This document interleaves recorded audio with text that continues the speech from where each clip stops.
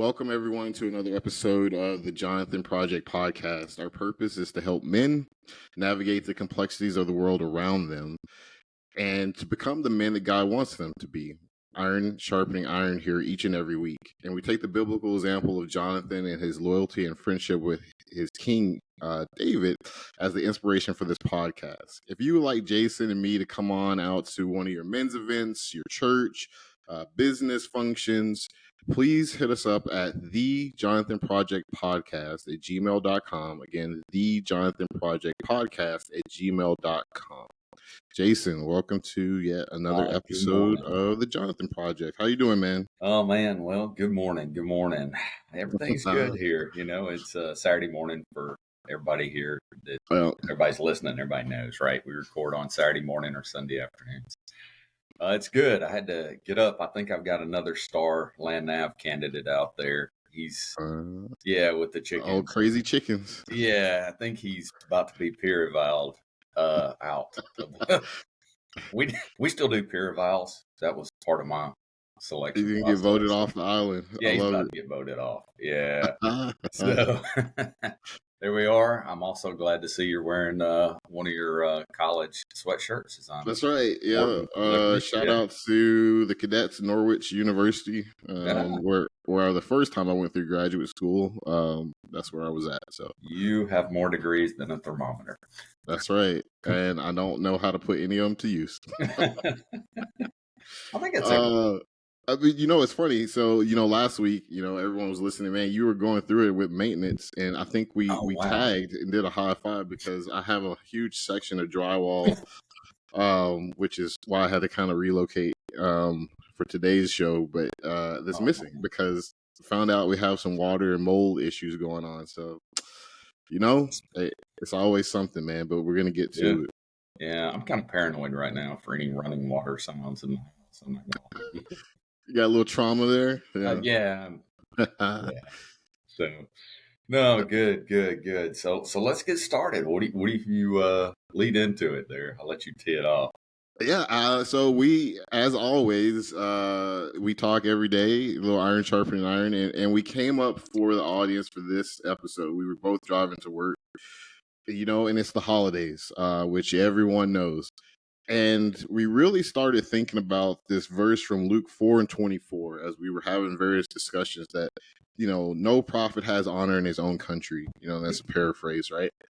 But it also kind of translates to husbands, right? And this is not going to be an episode where we're beating up on our significant others or the greater half of our society there and women. But it is a call for men. And we're going to really dial into from the Genesis 3:1-6 story of Adam and Eve and kind of what Satan's plan is in design against marriages, right? And what do we mean by that? No prophet has honor, no husband has honor at home. It is very quick and easy, especially in this stressful time where all the past traumas of the holidays and stress and expectations and just being reflective as we are at this end of the year kind of moments, for us to stop seeing each other, stop hearing each other, and for men to fall into the silent category of not wanting to lead and guide and shepherd their family. So it's kind of what we're going to tee up and talk about. Really important topic. You don't want to get into shutdown mode as a guy because the adversary, that's what he wants. And we're going to talk about that, Jason. So we're off. No, that's a good point. Guys, it is the holiday season. And like you and I were talking about earlier, the holiday season is like a mini deployment. It's where all your foundational marriage training, if you would, is coming together. And you're either going to have a good time or holidays are going to be extremely stressful. It's funny. We sing joy to the world. We sing joy, joy, joy, but it's actually one of the more depressing times of the year. Yeah. People. And we, gave a lot of thought to what you had to say about guys, especially, I thought about JB with the Man Up program and how an absentee of fathers is just kind of plaguing the nation. Yeah. I gave a lot of thought to that, but I also looked at when guys are quiet. I looked at what is society telling us that men should be. There's always this perception of what a man should be, and I think you got to look at what it should be in the Bible. That's the standard for truth. I think, when you look at it, one of the greatest influences. You remember that show that had Michael J. Fox on as it was like a Family Ties. Remember that? Back in Yeah. yeah. Well, they asked the character that Michael J. Fox plays is tell us an influential book, and I'm going to date myself by this. Tell us one of the most influential books, and he goes TV Guide. But he was right. When you think about it, it is. Yeah. TV has a tremendous influence.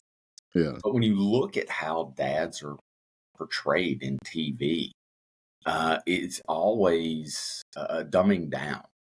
And so you have social media devaluing you, right? Or Yes. TV devaluing you.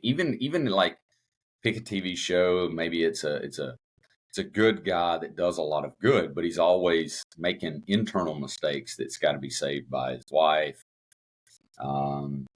Things like that. And you've got TV dads like Homer Simpson that it has no redeemable qualities, period.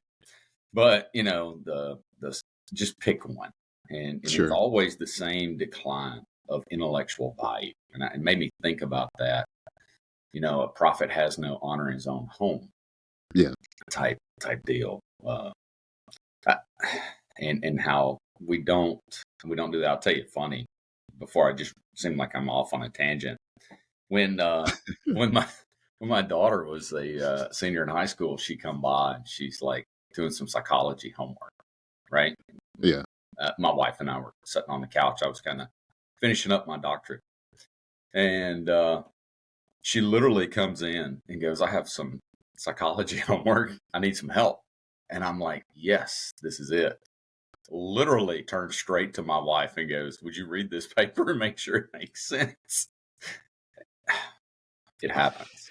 But it does happen, Jason, and it kind of gets to the heart of what we're talking about here is that familiarity in our relationships and the central relationship, it can breed a little bit of contempt. Not necessarily maliciously, but our history and our experiences like with our families can lead to the point where men become a character, right? Like this caricature of what God really wanted for them, right? And for us to be in the home where it's like the wife is taking on a lot of those responsibilities, and a lot of the women do. They're cooking, they're cleaning, they're trying to get the kids through their homework and to events and this and that.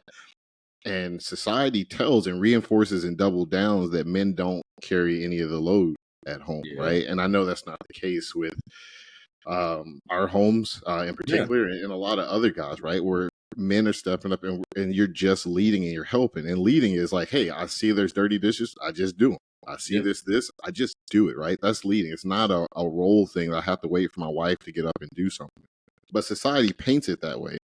Yeah. And a lot of women take in through social media, in particular, they absorb these notions. And Satan plants this seed, like, well, your husband is just this guy that, he only wants his basic needs met, and he's not really helping. And so, therefore, when it comes time and you see the lion at the gates, and you're like, wait a minute, we shouldn't be going off of the latest trend of TikTok, or we shouldn't be listening to what Becky down the street has to say. It's hard to hear that, right? That prophet, right? That husband, it's hard to receive that message because there's a little bit of contempt. Like, well, how dare you try to tell me what it is? Well, wait a minute. Let's step back and put this into, especially for men that are trying to be godly and women that are trying to follow after God. What is the right thing to do? There is an order. And we're going to hit this a little bit later and talk about where this all kind of fell off the tracks. And the same scheme that was put into place with Adam and Eve is still being applied today. The tools are just a little bit more sophisticated.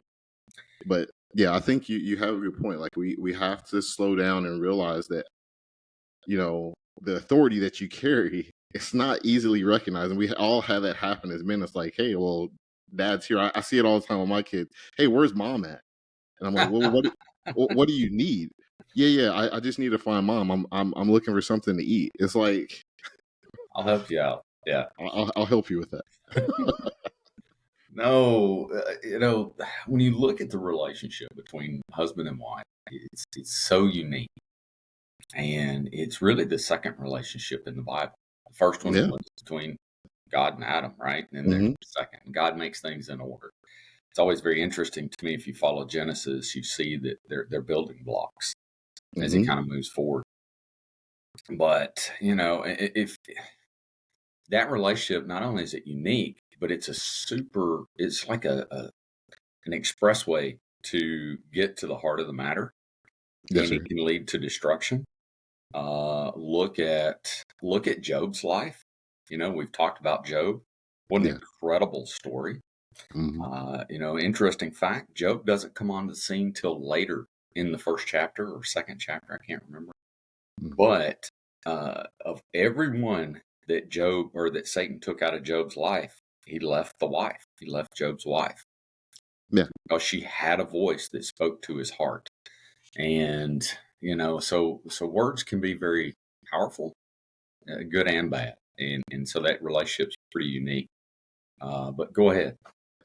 No. And I think, I mean, that's a good segue to, the segment talking about submission, Adam and Eve, because when we hear in our society against submission, it has become, and very purposefully, to be quite honest, in the era of where you're supposed to be a beta male, and I'm not trying to, be pejorative. I'm not trying to be mean spirited, but society tells us, right, that if I am trying to shepherd my home in a godly way, if I'm trying to Mhm. protect my wife from certain influences, my daughter or whoever, I'm a toxic male. I'm out of touch. I'm outdated, Yeah, and I'm trying to control and manipulate, right? And especially, the adversary in the world likes to attack this whole concept of submission. But I like to say up front, submission is not tied to any gender.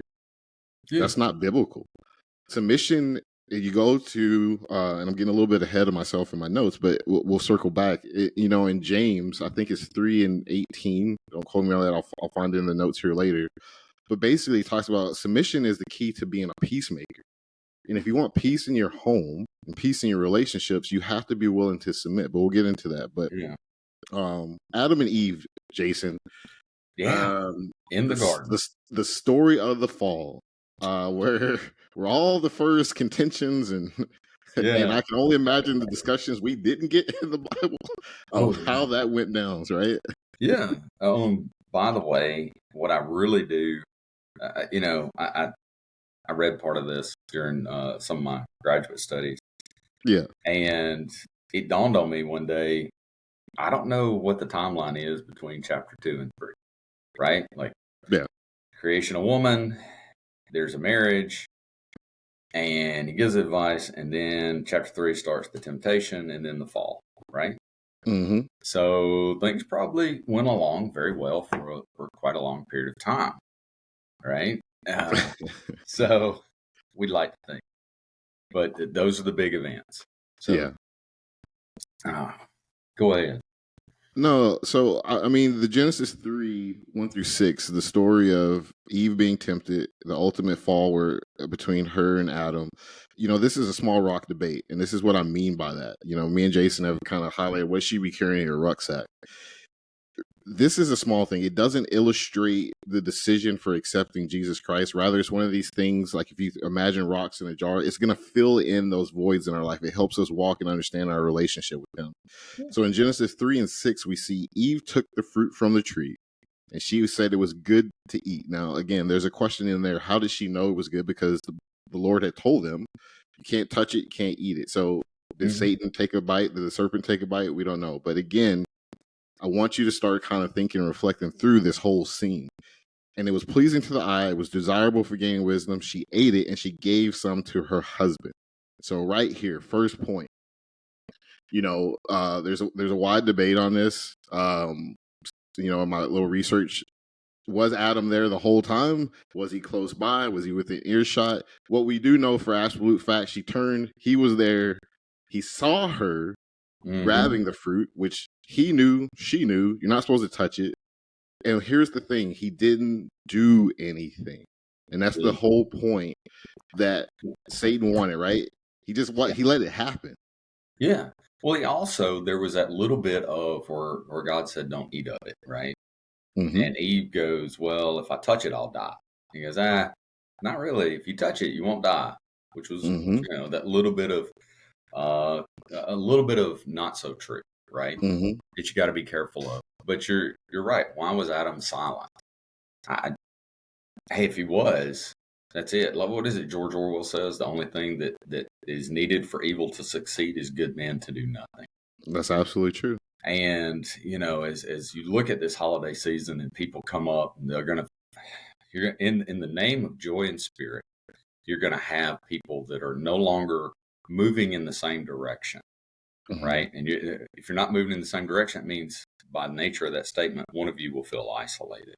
And you don't want that, because that's the fissure that Satan will capitalize on to create that divide in your marriage. Think about, the Bible talks so much. By the way, I'm in the book of Hosea. Talk about a marriage problem, right? Oh, yeah. He married Gomer, the prostitute. The prostitute, yeah. Yeah. Ouch. Yeah. Ouchie, ouch. Yeah. So, but it's a great book because it does talk about how much God loves us. But that's it. How do you insulate against that divide as a family, Because I do. You see guys out shopping, they've completely checked out. That's an activity that's going to occur. Yes. Holiday gift buying is here. The guys have completely checked out.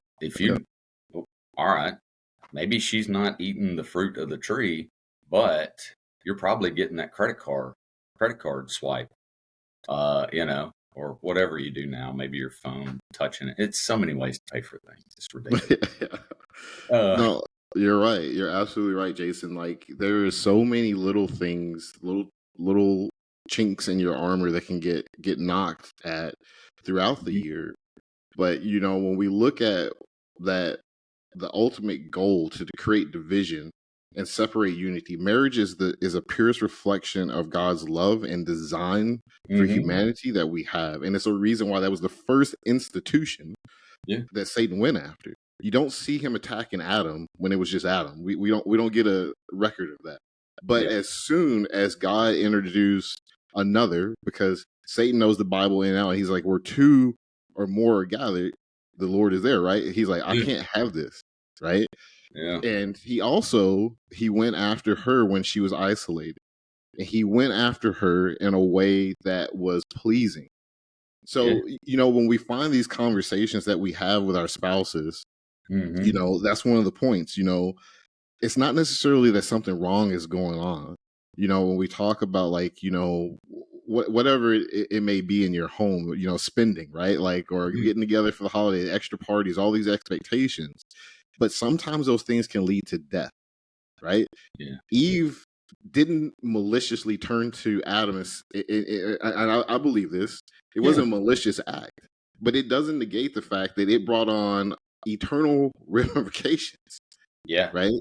And Satan is sit back and watching, and Adam, not saying that he was beat down at that point, but let's take it to a modern kind of way. Guys can get to the point where, like, you know what? I don't want to argue.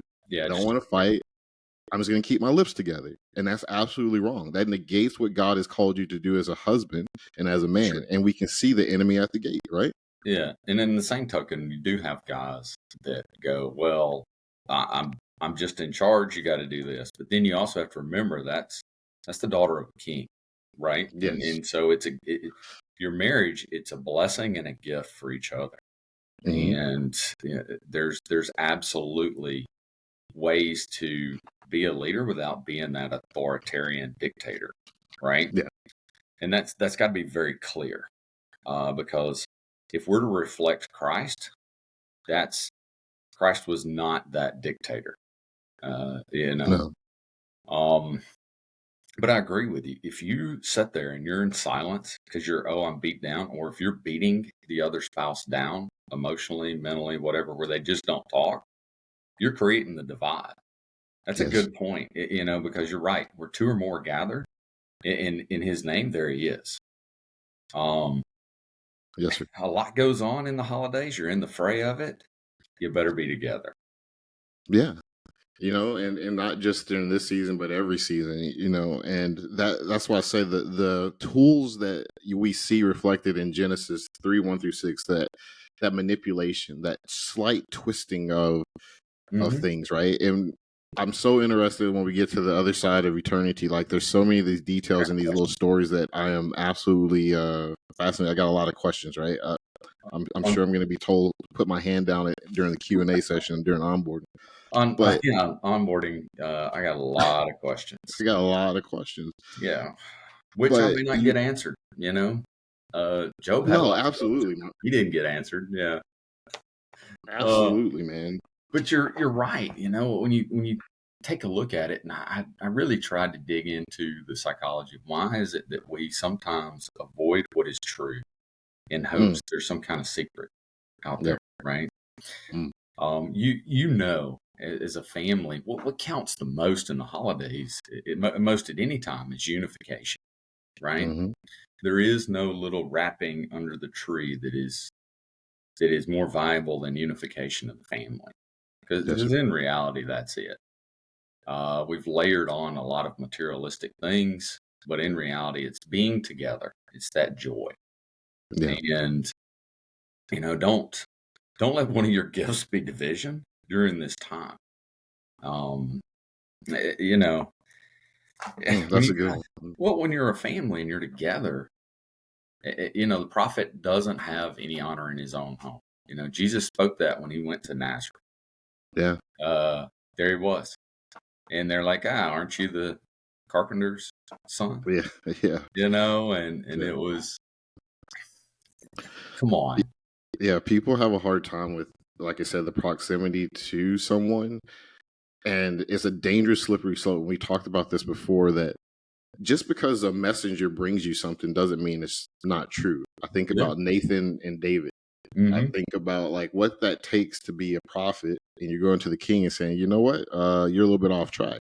Or for a husband, and we're like, hey, like, we don't need to put ourselves into eternal debt for one day to celebrate the king. Or I don't think that friendship that you have is the best, or whatever the conversation may be that is a little tenuous, that you're tiptoeing around as a guy. You need to call that out, because it could be the enemy at your gate. You're right. Right. Satan's always trying to look at ways to push things in. I heard a pastor say the other day, you literally could miss heaven by 18 inches, which is about the width of somebody's head. Like, you can you know what I mean? Like, you can think you know the best answer, but that's not the case. Yeah. You have to, both parties have to ground themselves in biblical truth. Yes. And move for that. But you hit something earlier about submission. Yeah. Right? Hey, what does the Bible say? Well, let me tell you, the Bible says a lot. A lot. And it may not be what you want to digest. There you go. Right? Like, it's what it is. I have to submit to. Yep.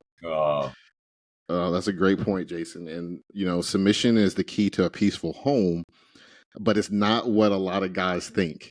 I think a lot of guys they heard that in the sermon and like, boop, and then you just turn the ears off like, oh, she has to submit. Like, no, submission in marriage is not a her thing. It's a God thing. Yeah.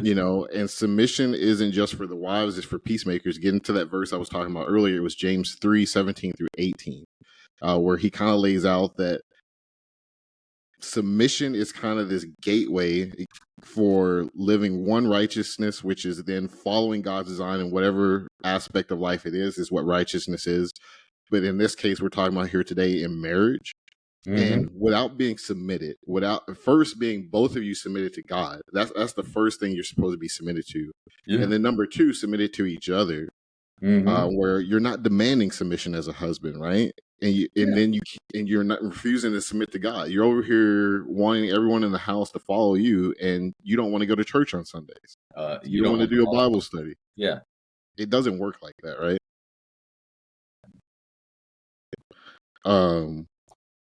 But no, same thing for wives, right? Like, they're not to reject submission. Again, we talked about how just because your husband is the messenger, and if he's submitted to God, let's put that into right order. I'm not saying that he's out here being abusive or drinking or doing the wrong things, but if he's submitted to God, then you got to follow that truth, right? And and I know that's a slippery slope, and I don't want to get myself into trouble, but it's the truth, right? We have to be in order, and that's Yeah. the key thing here. There is an order in God's kingdom, and it's not an order of chaos, right? No, it is. I think sometimes we forget things and we're always looking for something. I heard Hmm. we're not static creatures. We're running from something or to something to avoid Hmm. something. Sure. And I think, when you talk about this, a prophet has no honor in his own home. What went through my mind is I had a battalion commander one time that made the statement that, you know, uh, our families see us very differently than who our peers see us as, right? And Hmm. he said, probably one of the smartest things. He goes, believe it or not, Clark Kent was a great disguise for Superman. And he said, because people saw everyday Clark Kent Yeah. fumbling around, not very good, and they assumed that was all there was to it, right? Hmm. And it made me stop and think about how TV portrays dads, and they go forward, but they also portray. I've noticed here recently, just even the mom being uh, fumbling around, right? And his Sure. kids look at it and they go, because I don't know if you haven't experienced this yet or not. We've talked a little bit, but somewhere around the early teens, kids become incredibly brilliant, and they know everything. Yeah. Yeah. Uh, you're just like, that's not going to work out. I've seen that a bunch. It's not going to Yeah. work out, but Seen that movie before. yeah, I've seen that play out. Uh, yeah. So, but go ahead. No, I know. I think that ultimately when we talk about submission and how to find peace in our family life, it is that you have to be careful of the world's definitions of things, because Hmm.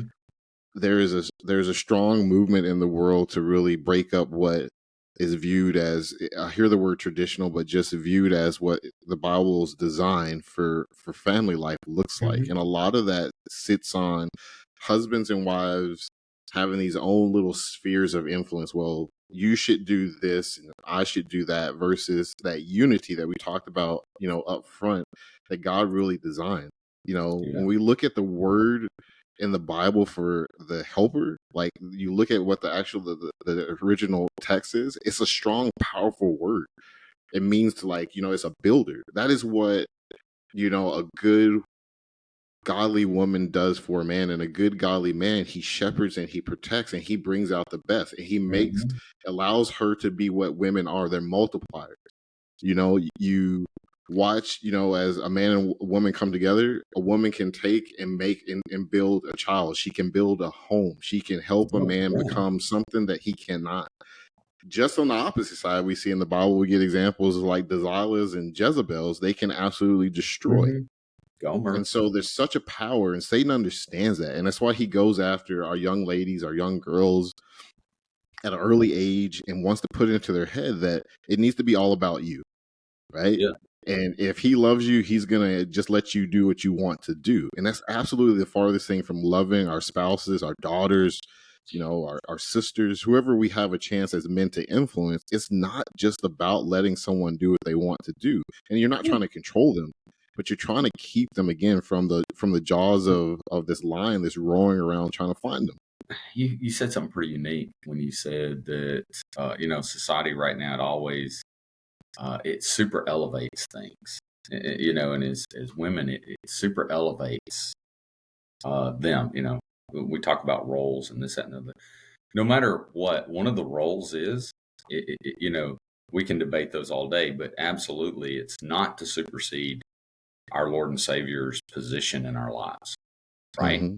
Like when you talk about submitting to submission, I have to submit to Christ. I cannot put my wife on a pedestal above that.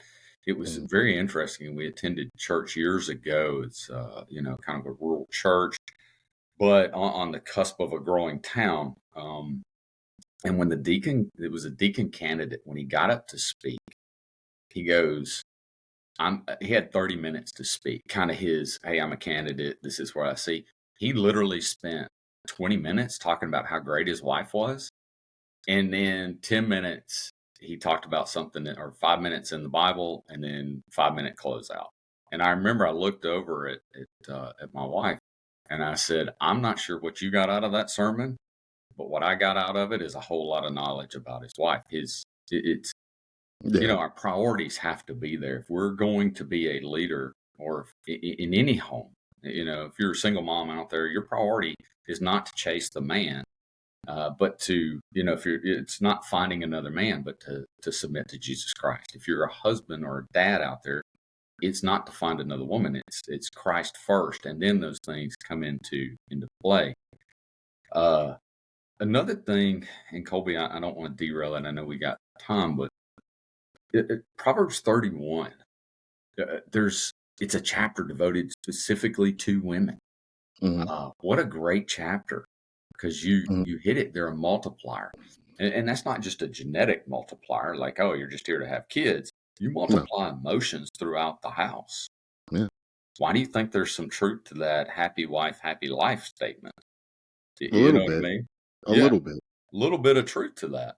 Yeah. Because of that. But great chapter. Go ahead.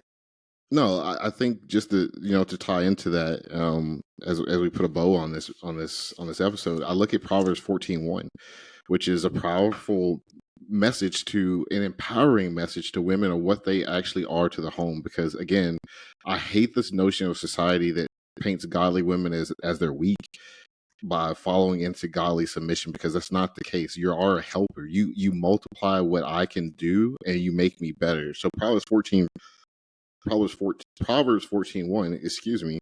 The wise of women builds her house, but the folly with her own hands tears it down. Yeah. And that's what it is. A woman can bring such a peace and a joy and a happiness. And I got it. There are a lot of guys out there that are not following after, as Jason said, the number one thing, which is pursuing God. I understand that. And there's a lot of load on women, and it shouldn't be. And we've talked about this in other episodes, that men need to be what God designs them to be. Mm-hmm. But what I would encourage is that grace that God gives you, and you loving that spouse can make things different, and it's such a blessing to have a godly helper with you. So, as we go through the holiday season, it's a tough time. It can be a rough time, but it really should give us a chance to reflect on, hey, are we in unity? Are we fighting the same fight? Do we have the same common operating picture here for our family, a vision for our family, and moving forward in the new year? It's never too late to make a change. So that's a good point. Yeah.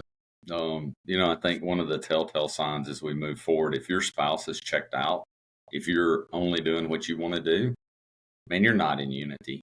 You're not. You obviously, it's coming apart. Yes, sir. Because so you gotta. It's one of those things you got to keep your hands on it. You really do. You got to always work to be together, to do that, but be together under the stewardship of Christ. Mm-hmm. And that's a tough one. Yes, sir. Especially during the holiday season. Great topic. It